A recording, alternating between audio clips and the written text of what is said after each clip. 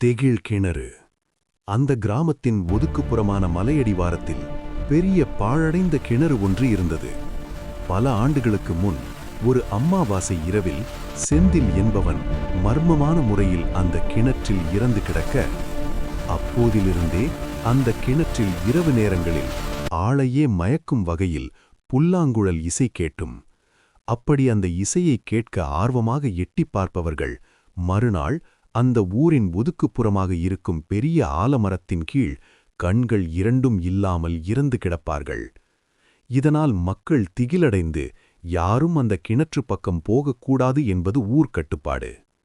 ஊர்க்கட்டுப்பாடுகளை மதிக்காத வெற்றி இந்த பேய் வதந்தியை பொய் என்று நான் நிரூபிக்கிறேன் என்று சவால் விட்டுட்டு ஒரு அம்மாவாசை இரவில் கையில் ஒரு சக்தி வாய்ந்த டார்ச் லைட் மற்றும் ஒரு கேமராவுடன் நள்ளிரவில் அந்த பாழடைந்த கிணற்றை அடைந்தான்.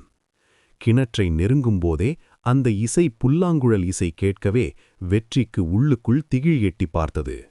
வெற்றி தன் டார்ச் வெளிச்சத்தை கிணற்றின் உள்ளே சுழற்றினான். அங்கே ஒரு உருவம் முதுகை காட்டி கிணற்றின் படிகளில் அமர்ந்திருந்தது. வெற்றியின் இதயம் இப்போது வேகமாக துடித்தது. யார் நீ? இந்த நேரத்தில் இங்கே என்ன செய்கிறாய் என்று அதட்டினான். அந்த உருவம் எந்த ஒரு சலனமும் இல்லாமல் மெல்ல திரும்பியது. டார்ச் வெளிச்சத்தில் தெரிந்த அந்த முகம் வெற்றியை நிலைகுலைய வைத்தது. அது அவன் முகம், அச்சு அசலாக அவனது முகம், அதே உடல்வாகு, உடையும் அவனது போலவே இருந்தது. ஆனால் ஒரே ஒரு வித்தியாசம், அந்த முகத்தில் கண்கள் இல்லை. கண்கள் இருக்க வேண்டிய இடத்தில் வெறும் 2 குழிகள் மட்டுமே இருந்தன. கிணற்றுக்குள் தெரிந்த அந்த உருவம் சிரித்துக்கொண்டே தன் கையில் இருந்த ஒரு கூர்மையான கல்லால் தன் நிழலை செதுக்கத் தொடங்கியது. நிஜமான வெற்றிக்கு தன் உடலில் வலி உயிரை பிழிவது போல் இருந்தது. அவன் அலறியபடி கிணற்றை விட்டு வெளியே ஓடினான். கிராமத்திற்குள் நுழைந்து தன் வீட்டிற்குள் சென்று கதவை பூட்டினான்.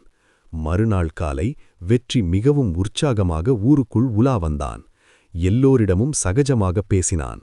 ஆனால் அவனது நடையில் ஒரு இயந்திரத்தனம் இருந்தது.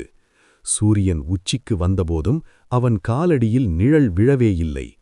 அதே நேரத்தில் அந்த இருண்ட அந்த பாழடைந்த கிணற்றின் ஆழத்தில் நிஜமான வெற்றி கண்கள் பறிக்கப்பட்ட நிலையில் தன் நிழலை தேடி அந்த விசித்திரமான புல்லாங்குழல் இசையை இசைத்தபடியே ஒலி எழுப்பிக் கொண்டிருந்தான். யாராவது எட்டிப் பார்ப்பார்களா என்று அடுத்தது யாரோ. எழுத்து சரவணன் சூர்யா.